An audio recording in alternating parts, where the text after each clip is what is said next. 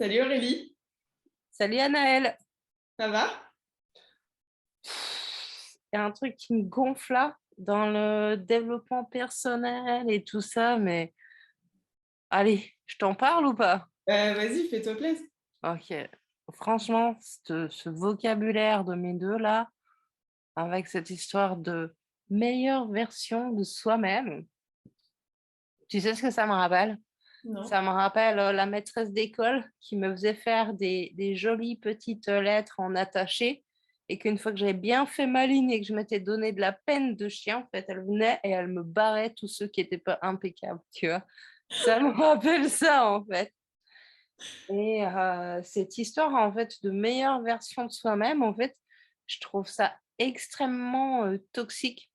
Vraiment, je trouve ça dangereux, en fait. J'ai l'impression que ça pousse les gens à un truc de ben déjà de couper des morceaux d'eux-mêmes. Alors moi, ça va à l'encontre de ce que j'ai envie d'offrir aux gens. Ça veut dire les aider à rapatrier des morceaux oubliés, tu vois.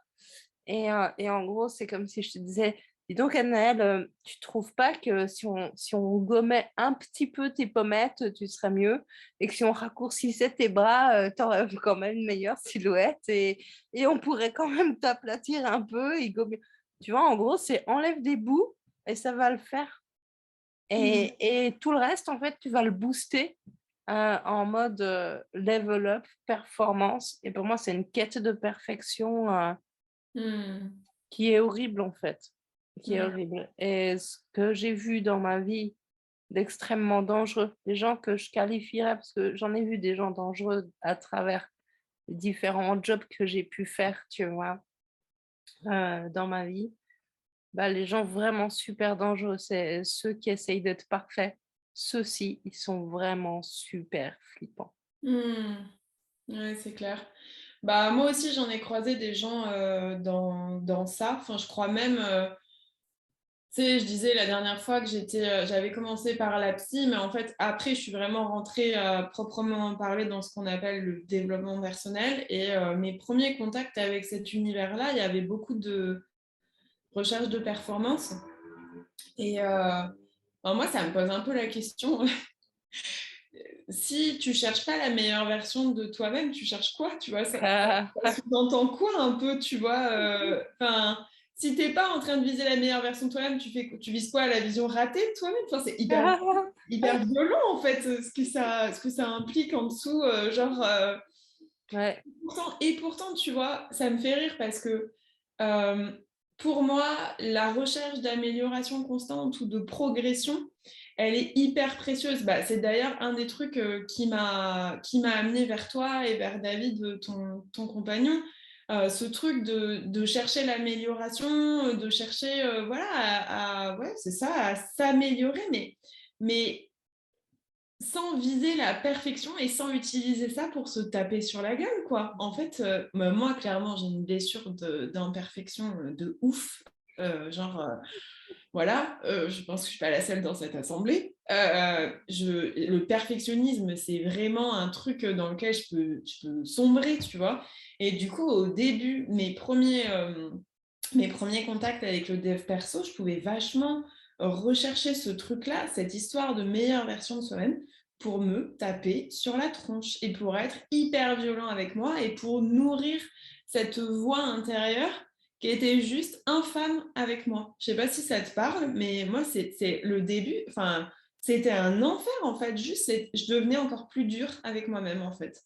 Complètement. Ouais. Et cette vision en fait de perfection, c'est un concept qui existe dans un monde absolu en fait, tu vois. Et cet absolu, il est inspirant pour nous et ça peut être porteur de plein de concepts qui nous aident à nous élever, à poser une éthique, une droiture, ce genre de trucs. Pour autant, on a besoin de la diversité de l'humain, tu vois. Et j'aime bien, des fois, je raconte ça aux personnes que j'ai en accompagnement. Je leur dis, OK, imagine, c'est toi qui fais tout ce que tu veux sur cette planète. Euh, Dis-moi, c'est quoi ton arbre préféré? C'est quoi? C'est un chêne? C'est un palmier? C'est un hêtre? OK. Imagine ton arbre préféré, la meilleure version de tous les arbres sur Terre, c'est quoi? C'est un palmier? OK, c'est parti. eh ben, génocide tous les autres. On garde que les palmiers. Ce sera une planète avec des palmiers, ok? Maintenant, tu prends une fleur. Tu prends ta fleur préférée. C'est quoi? Une violette, une tulipe, une rose? Très bien, génocide tous les autres, on les dégage. Donc, il n'y a plus que des palmiers et des roses sur ta planète. Et après, tu peux faire la même chose avec les animaux, les insectes, etc. Ça te plaît? Tu kiffes? Tu vois? Ok, je sais, je suis un peu trash. Mais c'est ça le problème Ouais. de la quête de la perfection, en fait. C'est qu'en fait, si tu aimes la diversité, si tu aimes aller à la rencontre de quelque chose qui est fondamentalement différent de toi, si tu aimes que ta curiosité, elle ait matière à découvrir des choses, bah, tu as besoin en fait de la notion de imperfection. Et l'humain, il est imparfait par nature et ça fait partie en fait de notre histoire, de notre mission de vie, peu importe si tu y mets un truc spirituel dessus ou pas. Mais en fait, il n'y aura pas un moment où il y aura une façon parfaite d'être un homme, d'être une femme, d'être une mère, d'être une épouse, d'être je sais rien quoi. Et ça serait horrible en fait. Et tous les auteurs à succès qui ont fait de la science-fiction sur des thèmes de société contrôlante, etc., derrière, il y Mm. a toujours la thématique de la perfection. Mm. Et ça part toujours d'une bonne intention. On peut même parler d'un monsieur moustachu qui avait un complexe d'infériorité, qui avait très envie en fait que l'être humain il ait plus de ressources génétiques et qu'il soit en bonne santé et qu'on sélectionne que les individus les plus sains pour une société équilibrée. Ça fait vraiment de la merde et ça blesse encore les gens aujourd'hui, longtemps après. Donc la Ouais. meilleure version de soi, en fait, tu sais, il y a un proverbe qui dit l'enfer est pavé de bonnes intentions. Ben, je trouve que tout ce qui s'appuie sur ce truc de perfection. En plus, je trouve que commercialement, c'est assez dégueulasse. C'est du marketing de je sais que tu aimerais être plus, tu aimerais être mieux, et je vais te vendre le package de meilleure version de toi-même. Et ça joue là-dessus, en fait, et je trouve ça vraiment glauque. Et en plus, ça ne sert pas les gens. Et en fait, on peut s'améliorer sans devenir une meilleure version. On peut s'augmenter, en s'unifiant plutôt qu'en se séparant. Pour moi, Mm. c'est clivant en fait, c'est pas une vision inclusive de l'introspection que de partir sur une meilleure version de toi, en fait. Parce que Mm. si tu pas foutu de t'aimer ou au moins de te tolérer et de t'accepter quand tu fais de la merde, bah, en fait, tu vas faire comment pour te gérer? Ouais, c'est clair. Bah, c'est ça, moi, je vois, tu vois, c'est la compréhension que j'avais de ça, un peu inconsciente, c'était en gros, si je suis pas tout le temps au taquet, alors je suis une merde, en fait. J'avais fait un espèce de raccourci comme ça. Et pourtant, tu vois, pour plein de raisons, j'adore par exemple Tony Robbins. Je Mmh. le trouve extrêmement percutant dans les coachings qu'il fait. Enfin, je trouve que voilà, pour plein de raisons, il fait de la dentelle dans ses accompagnements. Mais il y a aussi tout un truc autour à l'américaine d'ultra performance, de toujours être au taquet, d'avoir tout le temps de l'énergie, d'avoir ton Ouais, énergie au max, sinon c'est que tu es une croûte de canapé, d'avoir, enfin tu vois, d'être performant à plein de niveaux. Ah ouais, ça aussi, tu vois, de l'être dans tous les domaines de ta vie. Genre, il n'y a pas un seul domaine de ta vie où tu n'as pas le droit d'avoir des ambitions bof. Il faut vraiment que tu sois au taquet dans tous les domaines ouais, de ta vie, en sport, dans ton boulot, dans ta famille, parce qu'évidemment, il faut que tu aies une famille, dans ton couple, partout, dans tes loisirs, dans ta vie associative, il faut que tu sois nickel sur tous les plans. Et du coup, bah, moi, ça me créait bah, c'est ça, vachement d'autodénigrement. Tu vois, justement, le moindre jour où j'avais une baisse d'énergie dans ma tête, c'était l'enfer. C'était, bah voilà, t'es qu'une grosse merde, les autres, ils ont tout le temps de l'énergie, et toi, faut tout le temps que tu te reposes, mais t'es nul et tout. Genre, allô, c'est chaud. Je suis un être humain, à un moment, j'ai besoin de dormir. Enfin, à un moment, j'ai des downs, en fait. C'est normal, c'est comme ça. Et j'ai mis du temps à comprendre que s'il y a une meilleure version de soi à chercher, c'est la version de soi qui se lâche le cul, en fait. Ouais, Il faut tellement, juste être tellement. comme elle est et dire, bah voilà, aujourd'hui, je me sens comme ça. Aujourd'hui, j'ai pas le moral. Aujourd'hui, j'ai pas d'énergie. Aujourd'hui, j'ai envie de voir personne. Aujourd'hui, et je suis avec ça et c'est tout en fait. Et je cherche pas à ce que ce soit autrement. J'accepte comment je suis. Ça veut pas dire que j'ai pas envie d'autre chose, mais j'accepte là la situation telle qu'elle est et je me laisse, je me lâche le cul, putain. Ouais. Ah ouais, et tu vois, cette histoire de meilleure version de soi aussi, ce que je trouve super trash, c'est que c'est clivant aussi en termes, c'est élitiste. Ça veut Mm. dire que qui c'est qui a le temps de se poser pour se dire, ah ben tiens, je vais devenir une meilleure version de moi-même. Mais en fait, c'est les gens qui ont des problèmes de riches et qui n'ont pas des vrais problèmes, en fait. Mm. Quand tu es dans une situation merdique financière et que tu n'arrives pas à joindre les deux bouts, tu n'as pas le temps de te dire, ah ben le développement personnel ou l'introspection, c'est être une meilleure version de soi. Désolé, j'ai pas le temps. Quand tu vis des relations sociales ou de couple qui sont super toxiques, en fait, tu n'as pas le temps de te poser là-dessus. Quand tu as une estime de toi pourrie parce que tu as un problème de toxicomanie, en fait, la meilleure version de toi, en fait, ben, c'est trop lointain. Et en fait, moi, ça me dérange parce que ça balaye d'un revers de main des gens qui sont déjà dans des situations où, en fait, ils sont déjà super résilients. Ils ont déjà, en fait, des capacités de ouf qu'ils ne voient pas, en fait, pour s'ouvrir à leur vie, pour que leur vie, elle se transforme, etc. Et moi, ça me dérange profondément parce que tout ce qui clive sur des choses sur lesquelles tu n'as pas prise, sur le milieu dans lequel tu es né, etc., sur des dispositions de naissance, ben, en fait, ça me fait sauter au plafond, quoi. Voilà. Mm. Et je veux bien qu'on fasse la différence entre ceux qui se donnent les moyens et ceux qui se les donnent pas. C'est vachement plus difficile, en fait, d'envisager que ceux qui ont le temps de penser à eux sont déjà des gens qui, en fait, n'ont pas de vrais problèmes, tu vois. Et je vais remettre une couche encore par-dessus. C'est que pour moi, cette histoire de meilleure version de soi, c'est une continuité de notre vision mécaniste de la croissance à tout prix, tu vois. Mm. Et comme s'il y avait un moment où tu allais arriver quelque part en mode, OK, c'est bon, je suis la version parfaite de moi-même, je n'ai plus besoin de me remettre en question, ça c'est fait et c'est bon pour toujours. Et en fait, c'est illusoire. La même chose qu'on a beaucoup de mal à envisager sociétalement aujourd'hui, qu'en fait, la croissance à tout prix, c'est impossible parce que les ressources sont limitées dans le temps et l'espace. Ben, en fait, la croissance à tout prix de qui tu es, ah bah, c'est pareil, en fait. Les ressources, elles sont limitées dans le temps et l'espace. Et en fait, tu peux changer complètement d'angle de vue et prendre les choses, sous un angle qui ne te pousse pas à un endroit qui est, genre, la tête de podium, tu vois? Le plus réussi, le plus parfait. Parce qu'en fait, c'est ça, hein, le trip et au final, de toute façon, ben, il y a déjà eu assez de prophètes sur terre, pour que ça soit même plus la peine de concourir, tu vois? Jésus, à partir du moment où en fait, il est mort sur la croix, pour nos péchés, en fait, il a tué le game, tu vois? C'est mort, tu peux pas faire mieux que lui, quoi. C'est fini. Donc à partir de là, tu peux plus Mm. rien faire.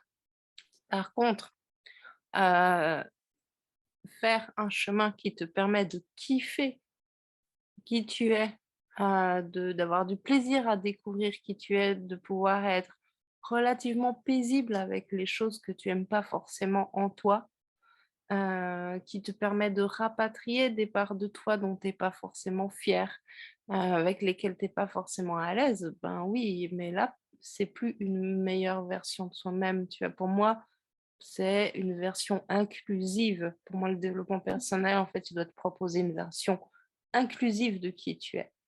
Et en fait, ben, par extension, c'est le qui tu es le plus diversifié, tu vois? Et le moins unifié et normalisé. Mm. Et dans le vocabulaire de la meilleure version de soi-même, ben, en fait, on est sur un truc qui est très normalisant, clivant et cetera. Mm. Bah oui, et puis si tu vises une forme de changement ou d'amélioration, ben, de pouvoir le faire sans te taper sur la tronche en fait. De pouvoir le faire sans te comparer à un idéal inatteignable Mm. bah, par rapport auquel tu ne seras jamais assez bien, jamais assez parfait Oui. pour, enfin voilà, pour te la faire à l'envers. J'avais une réflexion là-dessus hier, je vais essayer de la restituer, mais tu vois, juste, c'est par rapport à ce que tu disais sur bah, notre société, notre vision du monde et voilà comment ça fonctionne. En fait, je me disais hier, euh, il y a une espèce de proposition de base qui est quand même la médiocrité. Je suis désolée de le dire, mais tu vois, quand tu regardes ce qui passe à la télé, quand tu regardes l'essentiel du contenu de la presse, etc., tu vois quand même qu'il y a une proposition de base qui est la médiocrité. Euh, et, euh, et on va te, comment dire, on va te dire que c'est bien, c'est assez. Et ce qu'on va te mettre en miroir, c'est justement de l'élitisme ou des idéaux inatteignables. Bah, ceux qui s'engagent dans cette voie vont se faire taper dessus. Tu vois, je pense par exemple aux classes préparatoires. C'est un endroit qui est élitiste, clairement, où tu vises un certain niveau d'excellence, mais en fait, l'excellence va toujours de pair avec on se tape sur la tronche. Et donc, Mm. tu as le choix entre soit opter pour la médiocrité, et là, on va être vachement complaisant avec toi dans la médiocrité, Mhm. soit tu vas viser l'élitisme, mais tu ne peux atteindre l'élitisme qu'en étant extrêmement dur avec toi, qu'en étant extrêmement, qu'en te muselant, qu'en te soumettant, qu'en obéissant à des trucs hyper rigides. Et donc, du coup, bah, il n'y a pas cette voie qui est pour moi beaucoup plus saine de bah, chercher à t'améliorer sans que ça soit une raison pour te faire du mal, en fait, de chercher à élever les gens d'une façon que chacun, que tout le monde en fait puisse s'élever d'une façon ou d'une autre dans différents domaines, sans que ce soit un truc de soumission, un truc de s'arracher la tronche pour atteindre un truc inatteignable. Enfin, tu vois, je trouve cette Ouais. espèce de diptyque hyper gênant, quoi. Complètement. En fait, je crois que on a beaucoup de mal à envisager que la recherche d'amélioration ou l'élitisme, comme tu le disais, puisse être dissocié d'un système pyramidal, Hmm. tu vois. Et pourtant, si tu regardes la nature, ben, c'est le cas en fait. La nature, elle fonctionne avec un système d'interdépendance en réseau. Et en fait, tu peux zoomer sur, et ça pourrait être vrai pour du végétal, pour des animaux, etc. Et tout d'un coup, tu trouves un animal qui a une compétence complètement folle. Et là, je suis désolée, en fait, c'est quelque chose qui s'est perfectionné pour arriver à un résultat précis dans un biotope précis. Je pense notamment, je racontais l'autre jour à mes enfants, cette petite crevette marteau. Je sais pas si tu as déjà entendu parler de la crevette marteau. Bon, je vais essayer de trouver une image sur Internet et je ferai une petite incrustation pour qu'on rigole. La crevette marteau, c'est une micro-crevette qui a une pince très massive et qui attaque ses proies en donnant un coup de poing. Et en fait, l'accélération de son coup de poing est tellement rapide qu'elle dépasse la vitesse du son sous l'eau. Et du coup, ça crée une bulle de plasma. Et du coup, en fait, c'est l'animal sur Terre qui a le ratio de puissance le plus hallucinant. Mais il est minuscule. Tu vois, il est minuscule. Et en fait, elle fout KO. Et du coup, ça fait des bulles autour du plasma, mais ça fait des bulles de vide. Donc, en fait, elle crée des bulles de plasma et de vide pour projeter son coup de poing, tu vois, enfin, genre Popeye et tout ça, c'est que dalle à côté. Bah, je suis désolée, en fait. À part parler d'excellence, tu veux parler de quoi, en fait, quand tu observes ça? Tu vois? Et toi et moi, on n'était pas au courant en fait que c'était l'animal qui avait le ratio de taille-puissance le plus hallucinant qu'on connaisse aujourd'hui sur Terre, tu vois. On s'en tape. Il n'est pas dans notre biotope, c'est pas lui qui va nous casser la figure, tu vois. Et en fait, juste, c'est une adaptation en fonction de qu'est-ce qu'il veut faire et de quoi il a besoin pour vivre, tu vois. Hmm. Et s'il y a une façon en fait qui doit nous motiver à sortir de la médiocrité, c'est qu'en fait, derrière, il faut que tu aies un objectif. Tu vois, quand tu parles des classes, de prépa, bah, c'est génial faire prépa, si tu as un objectif qui est utile pour faire prépa, tu vois? Il y a plein de domaines où en fait, selon ce que tu as envie de faire, ben, en fait, prépa, c'est pas la meilleure des idées, tu vois? OK, Mmh. super, tu vas faire prépa, parce qu'en fait, tu rêves d'aller à la Sorbonne. OK, super idée, génial, c'est top. Mais si tu as envie, de rentrer, je sais pas, et de devenir commando marine, ben, en fait, prépa, non. Non, il vaudra mieux que tu investisses dans un truc, sportif, tu vois? Et du Mmh. coup, se sortir de ce truc, que que meilleur, perfectionnement, excellence, élitisme n'a qu'une seule forme. Mmh, et que c'est sur tous les plans aussi. Mais oui, et en fait, on le sait déjà au niveau sociétal. Tu vois, par exemple, je te donne un autre exemple parce que moi j'aime bien les exemples, les petites histoires. Si tu prends un coureur, de, saut à la perche, enfin les mecs qui font du saut à la perche, un sauteur plutôt, c'est pas un coureur. Bah, lui, il se sent bien dans son environnement, en fait, sur un stade, tu vois? Et il a besoin de ça pour déployer qui il est, vraiment. Et du coup, toute sa recherche de performance, elle va, ben, autour de ça, tu vois? Alors, j'y connais pas assez en sport pour pouvoir donner des éléments super, pertinents, mais en tout cas, il va s'entraîner dans ce sens-là. Et si tu le prends et que tu le mets dans une bibliothèque, hein, ce mec, en fait, tu peux plus rien voir de son excellence. Quand il lit un livre, il a pas l'air plus doué que quelqu'un d'autre, tu vois? Quand il récite à haute voix, et qu'il lit une traduction d'un bouquin, ben, il a pas l'air plus malin qu'un autre. Mmh. Et du coup, humainement, notre domaine, d'excellence, il peut pas être partout à la fois, tu Mmh. vois? Moi, je serai jamais danseuse étoile, c'est mort, c'est fini.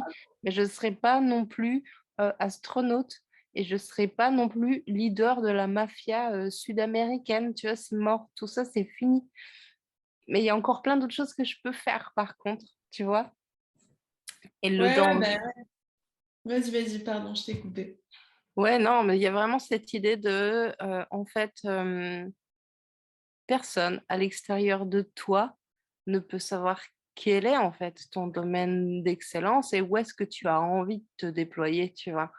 Et du coup, surfer sur, de la souffrance des autres ou un ressenti de «je me sens limité dans ma vie» pour leur vendre une, meilleure version de d'eux-mêmes sous prétexte qu'il y a un format, type, avec un moule type où on va pouvoir faire rentrer tout le monde dedans.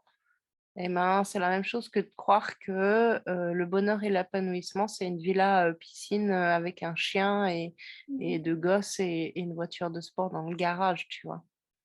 Ouais, moi je dis souvent, c'est hyper louche que tous les rêves se ressemblent. Mais oui. C'est hyper louche et ce que tu amènes, c'est ça, c'est la notion clé aussi, heu, plutôt que de chercher à être parfait et accompli, whatever, ce mot, means. Et faut quand même poursuivre cette chaîne. Attends, j'ai perdu le fil. Oui, ça, en fait, il y a 2 éléments qui vont être extrêmement importants. Le premier, c'est quelles sont tes, caractéristiques, capacités, talents Mmh. naturels? Qu'est-ce qui est naturellement présent chez toi?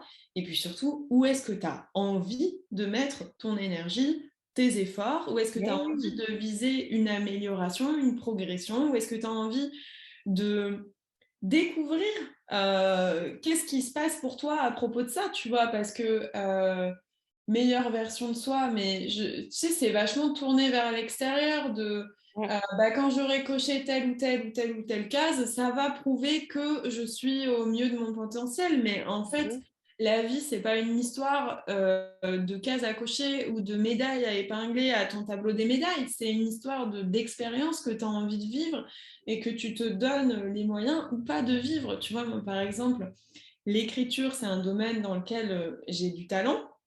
Mmh. J'ai pas que du talent, ça me fait rire aussi, tu sais, quand on me dit: «Ah mais tu bien, j'aimerais écrire comme toi», je dis: «Bah, pas de souci, moi je m'y suis mis à 5 ans», donc tu vois? Mmh.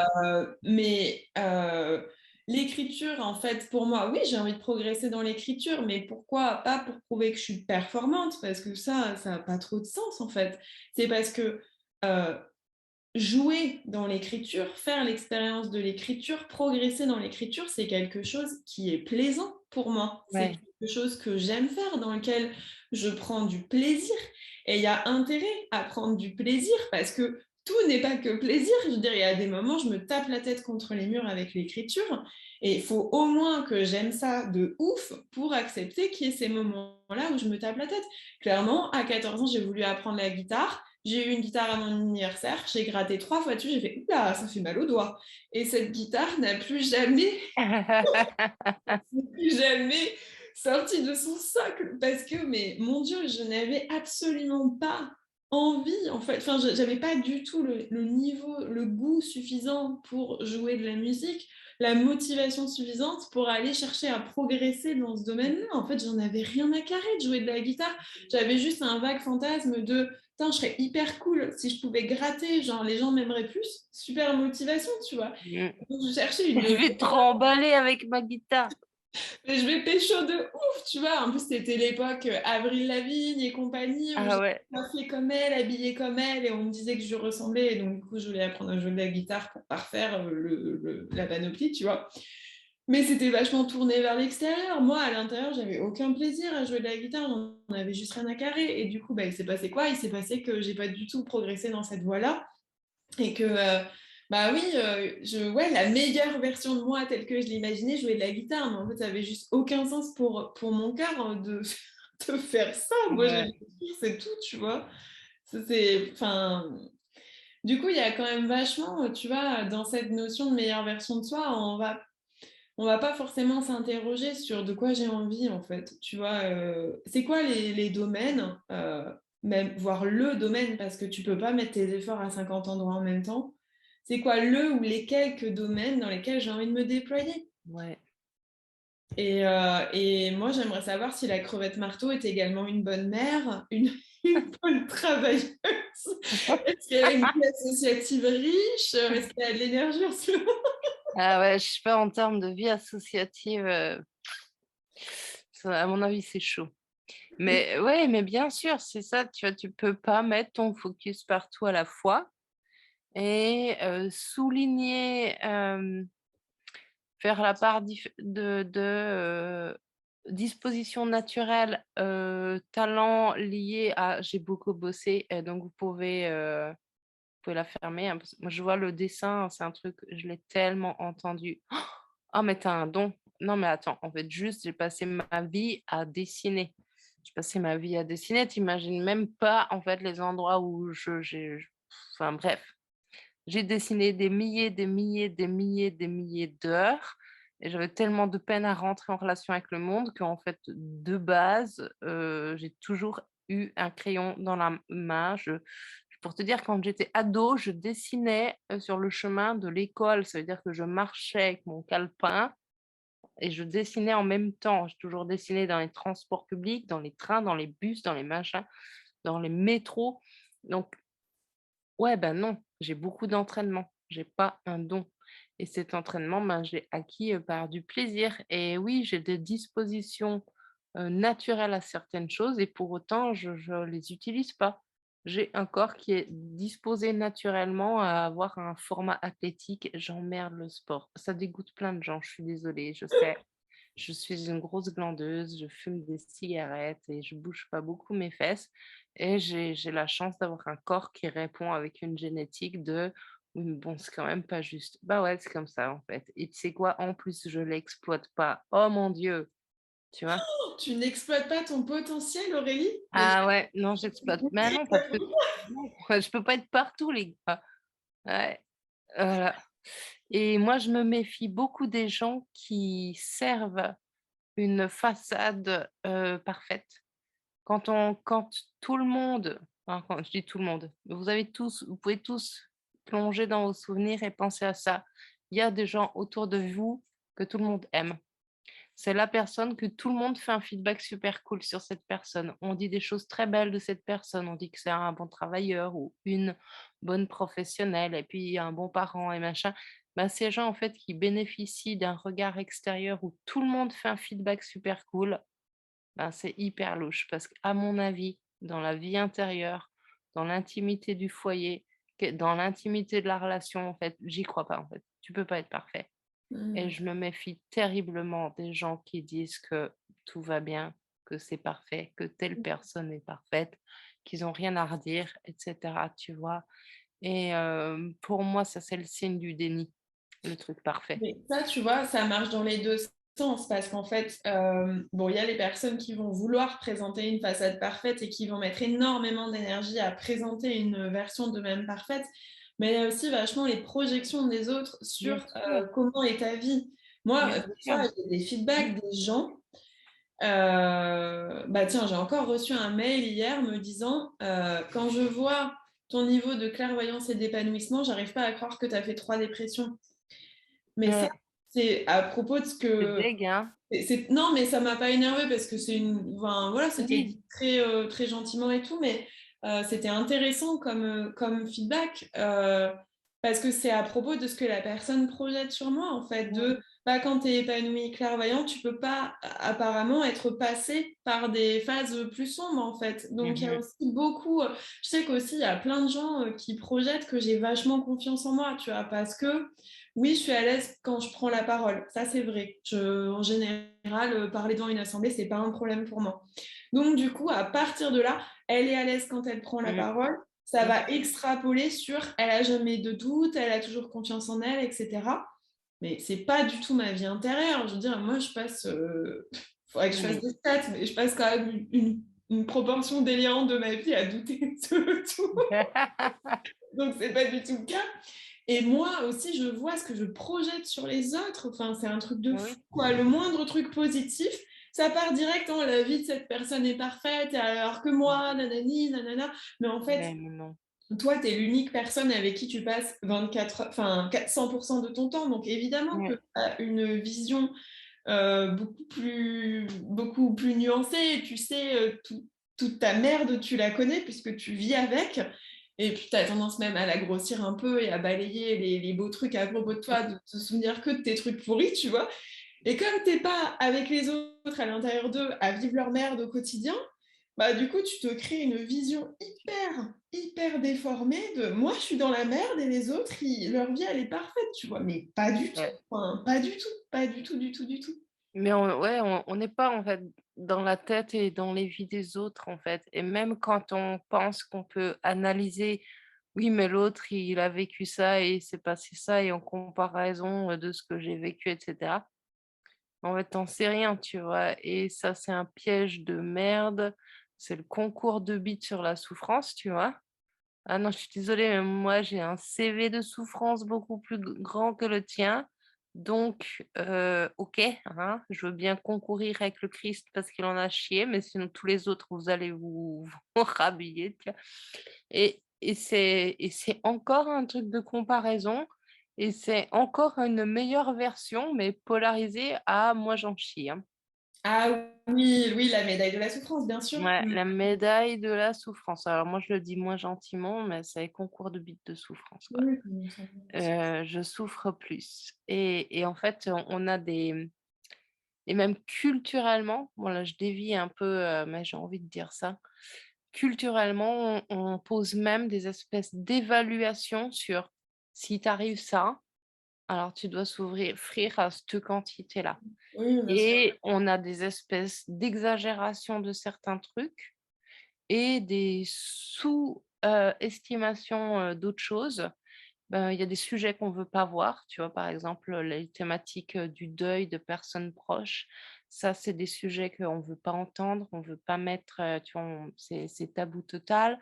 Puis il y a des choses qu'on grossit, terriblement Je pense notamment à tout ce qui est, viol, abus sexuels, il y a beaucoup de on-dit et de considération que en fait, ça doit être tellement horrible qu'il vaut mieux mourir. Mais en fait, au vu du nombre de personnes à qui c'est arrivé, en fait, ça serait l'extinction de l'espèce quasiment, tu vois?